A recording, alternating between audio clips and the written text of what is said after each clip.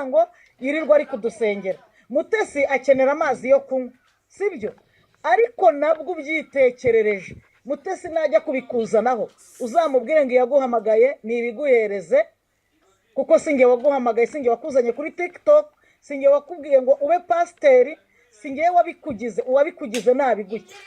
Niwumva ungira imbabazi wowe ukabima nta kibazo, ariko nutanabima nta rubanza. Ningira ikibazo cy'amafaranga nzakibatura nka Mutesi, ntiyitiriye izina ry'Imana, kuko mwisi nta utagira ikibazo cy'amafaranga, nta utagira amadeni, nta utagira krize. Ibyo nabikubwira nkanjye, ariko ntago najya kwiyitirira izina ry'Imana. Bashumba muri aha, bavuga butumwa, ba apotre muri hano, Imana ntitukwe duhari, Imana ntibesherwe duhari, ijuru ntiryanduzwe duhari. Amafaranga ajya mu ijuru, nta bitambo bindi bijya mu ijuru bitari Kristo. Nta kindi kintu Imana ikeneye usibye umutima wawe. Kugurira umuntu fanta nibisanzwe, n'inzoga barazigurirana mu kabari. Guha umuntu amafaranga nibisanzwe, n'abapfumu barayabahereza, no kwa muganga tuyatangayo, n'umujura arayakwiba, ariko si ibyishyuzwa Imana. Si ibyishyuzwa Imana. Nizere ko byibuze abantu turi kubyumvikana. Abantu turi kumwe hano turi abantu hafi 110 bazamure turebe. Abantu bari kumva pasta neza, bari kutwumva neza ko turi kuva muzamura akaboko cya turebe. Abandi abantu turi kumwe hano, abantu turi kumwe bazamura akaboko turebe uki. Barimo barumva babyumvishe kandi banafashijwe, banezerewe, ahantu habaryaga twahashimye kandi hari icyo bakuyemo. Reka gutanga n'umuco, gutanga n'umuco paste, gutanga n'umuco, ariko nitubyitirira Imana. Reka mbasomere iri jambo riri mu rwandiko rwa mbere rwanditswe na Yohana. Turakumva pastor. Urwandiko rwa mbere rwanditswe na Yohana, turasoma ibice 5 umurongo wa 12. Yego. Hanyuma basi tujyane iryo ngiryo rigereke ku magambo tumvishe. 12 aravuze ngo, urwandiko rwa mbere rwanditswe na Yohana 12 aravuze ngo, ufite uwo mwana niwe ufite ubwo bugingo, naho udafite umwana w'Imana nta bugingo afite. Ndashaka kubabwira abantu mwese muri hano, abakozi b'Imana, abapasiteri, ababishopu, abareverend, abakristo, abaririmbyi, abahanzi mu byubahiro byanyu, ndashaka kubabwira iri jambo n'ukwibukiranya kubera ko turarizi. Muri 2026 ndashaka ko dutunga Yesu muri twebwe agwiriye.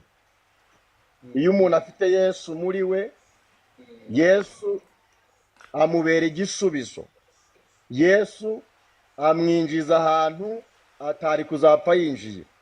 Iyo umuntu afite Yesu muri we, aramukomeza, aramuhumuriza, yumvijwe abandi batumva kubera gutunga Yesu. Abantu muri hano mugerageze mumfashe indangagaciro zacu dutunge Kristo. Ndabagereranya nk'umuntu,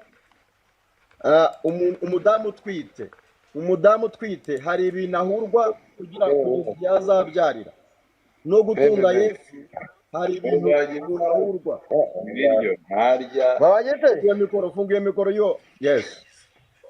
No gutunga Yesu, umuntu ufite Kristo muri we agereranywa nk'umugore utwite. Hari ibintu ahurwa, hari ibintu areka.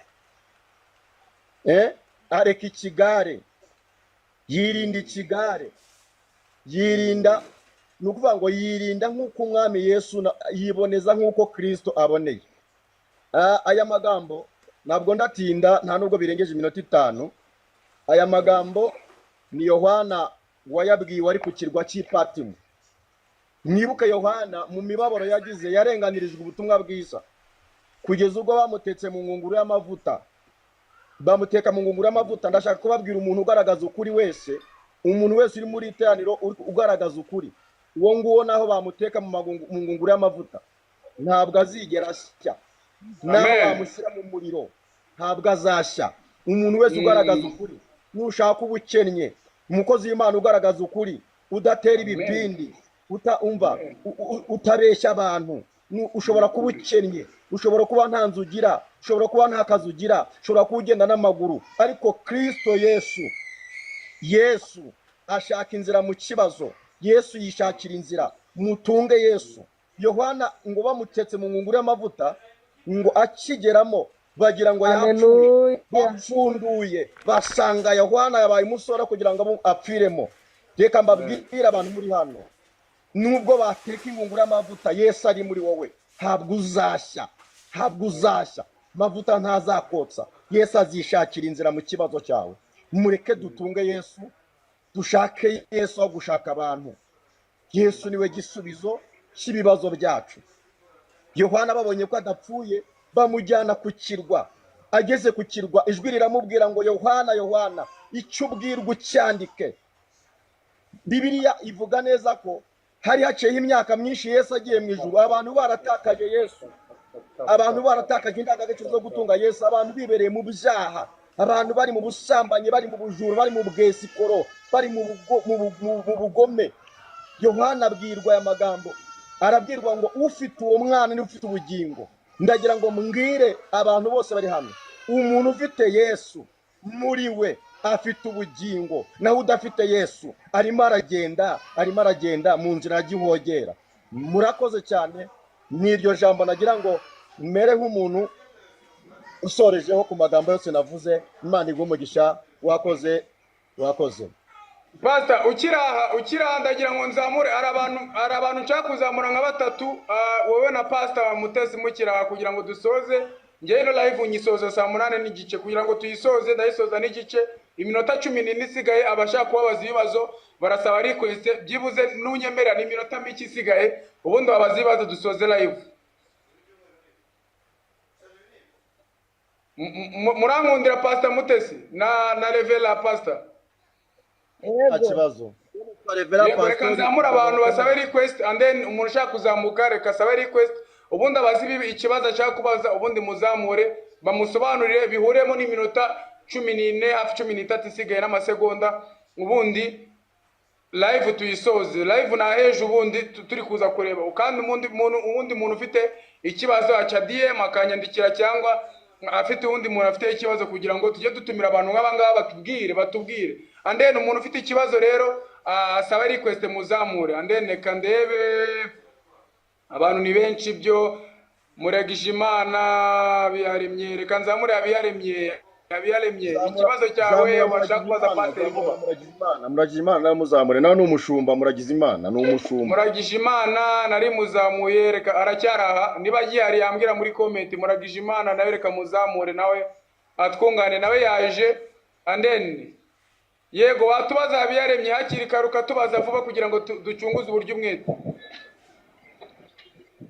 Shalom.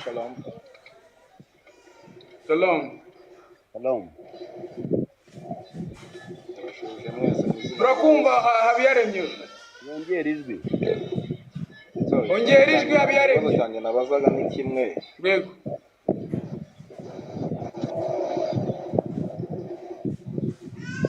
Ande nago tumwumva. Habiyaremye nago tumwumva. Muragijimana tugwaye ikaze, niba ari ikintu nari nkuzamuye mu kanya numva nago biri kuvuga neza. Niba ari ikintu watungana cyangwa ushaka kubabwira kuri ibintu watubwiraho, tugwaye nk'iminota 2. Murakoze cyane. Yesu nashimwe cyane. Amen.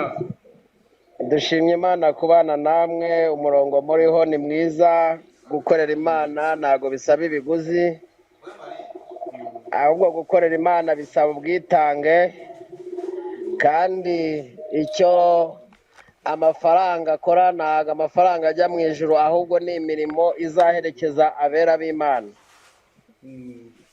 Rero gukora imirimo izaherekeza abera b'Imana ni inshingano z'umukristo, inshingano z'abashumba, inshingano z'umuntu wese uri kujya mu ijuru. Kandi ntago twareka gukora, ahubwo tuzakora imirimo izagenda iduherekeje. Rero ibikorwa kwizera kutagira imirimo nako kuba gupfuye. Mukomeze muzamure imirimo mu izina rya Yesu. Ntabwo tumvise neza icyo kuvuga. Mushumba, turi ku kibazo cy'abantu baba bateka mitwe bagenda bakabana amafaranga bababwira ngo Imana iravuze itavuze nicyo kintu turiho. Nawe nk'umushumba ushobora kuba ari gukinjira usanze tugiye gusoza, ariko niyo topic twari turiho, abantu baka amafaranga bitiriga izina ry'Imana. Ese wowe uravuga iki? bakayita ngo amwe ngo ni booking, nkandi nashigikira igicaniro, nibyo twari turiho mushumba. Okay, ibyo rero nk'abashumba twahuye nabyo inshuro nyinshi, ndetse nta n'ikintu wakora ngo ubice burundu. Ni nacyo cyateje umuraba n'insengero zimwe zirafungwa. Abo ngabo rero umufashe umushyira mu ihaniro rwose ugomba kumuhaniramo. Nanjye abo simbakunda, sinanabemera. Abo batekamutwe ntibakabe muri mwebwe, mubacyahire kure, mubacyahire kure. ukoze mushumba. Mubacyahe rwose. Nanjye iyo ngufashe nta nubwo wangarukira mu itorero, iyo ngufashe uteka umutwe ndakubwira nisubira ku kagezi. urakoze cyane rwose. Twemeye kurya ubusa, twemera kwambara ubusa kugira ngo izina ry'Imana yacu ridatukwa. Abatukisha izina ry'Imana bo sindi kumwe nabo, sinzanagendana nabo. Abo bahanuzi b'ibinyoma sinjya nkorana nabo, nemeye kugenda njyenyine, nemera gukora njyenyine, nemera gusigarana n'abantu bakeya. Ariko umuntu ukorera Imana niyiyambura ikibi cyose, ye guteka umutwe avuga ngo Imana niyo yamutumye. Umuntu nakora icyaha nakavuga ngo Imana niyo yamwoheje. Pawulo niko yavuze, aravuga ngo umuntu nakora icyaha agikore ku giti cye, navuge ngo Imana niyo yamwoheje, kuko Imana ntago yosha gukora ibibi, kuko Imana ntago yoshanya gukora ibizira, Imana ntago yosha gusambana, Imana ntago yosha koroka, Imana ntago yoshanya ubujura. Umuntu nabikora bikore ku giti cye, ku giti cye mushumba, aho turi kumwe rwose. abikore ku giti cye, ariko atagarutse avuge ngo Imana niyo yamenye, Imana niyo yanyoheje. Uwiba yibe ku giti cye, usambana asambane ku giti cye, uwesikoroka yesikoroke ku giti cye, ariko atazanye n'iki, atazanye n'Imana. urakoze cyane. Iyo niyo mesaje nabaha, kuko abo ngabo barahari, nta nubwo tuzababuza kubaho. Pawulo niwe wavuze ngo simbabujije gusogongera, simbabujije kugendana nabo, kuko bari bamumereye nabi, bavuga bati kuki tubuza gusoma ku nzoga. Pawulo arababwira ati simbabujije kugendana nabo, ariko njyewe sinshaka ko muzasa nabo. Reka abantu b'Imana twe gusa n'abapagani, reka abantu b'Imana twe gusa n'abo besikoro. Abantu b'Imana icyo yatuvuzeho kizasohora, naho cyatinda kizasohora.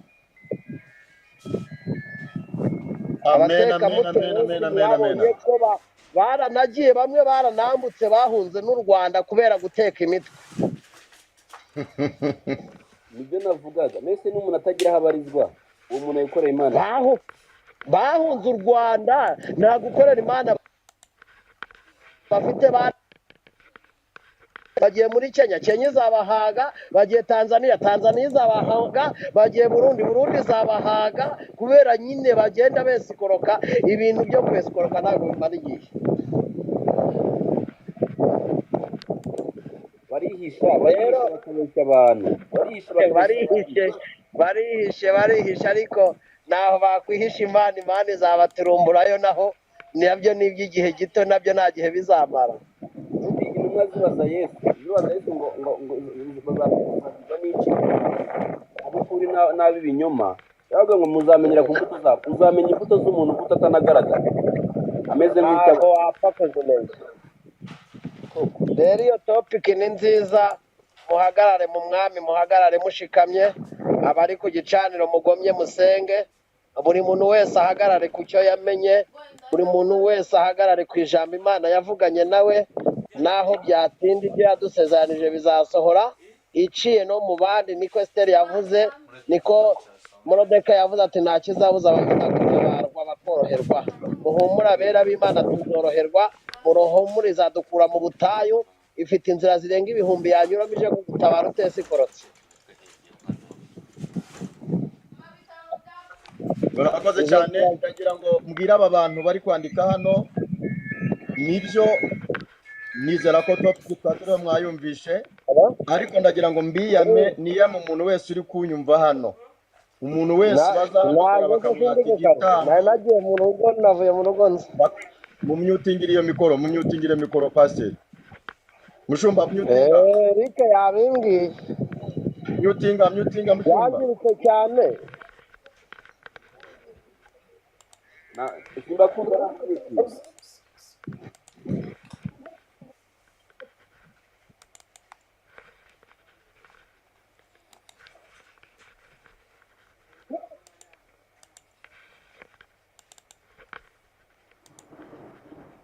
Shyiraho nomero yawe mushumba, shyiraho nomero yawe.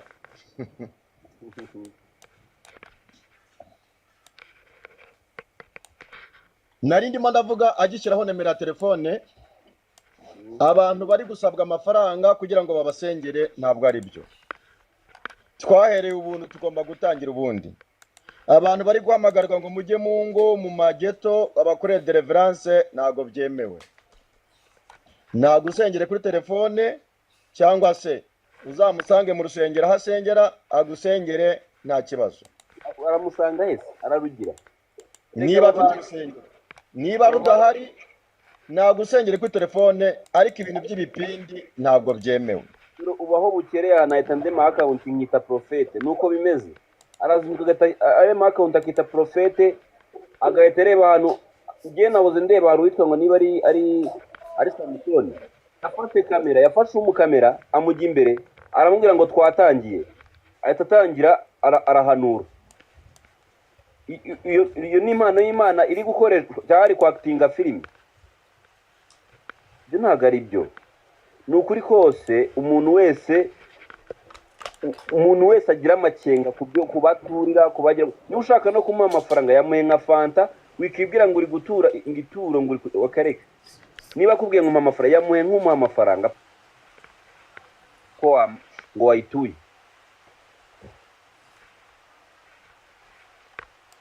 ibyo ntabwo ari byo nahoze nkareba ku kavideo rwose nanagashyize kuri ino account ngo twagiye umuntu afata kamera umukameramani bakajya mu mazi akicaramo akamubwira ngo twagiye agahita avuga ngo Imana iravuze. Imana yacu ubwo izabahana pe nimudahindukira ngo mureke ibyo bintu Imana izabahana bikomeye kuko murimo muratukisha izina ry'Imana. Imana iturengere kabisa, Imana iturengere. Kandi namwe mw'abantu muri kutwumva ibyo bazavuga byose nabyumvishe. Ikintu gikenewe cyane ni ukubera amaso ubugingo bwawe ukiyeza ugasenga Imana. Niba nashaka gusengera nk'uko abivuze Revera agusengere, ariko yinagutumira muri geto yiwe si mu rusengero. Izo deliverance sinzi ahantu zibera, impamvu zibera mu cyumba cyiwe. Mujye mu rusengero agusengera ukire. Ibintu si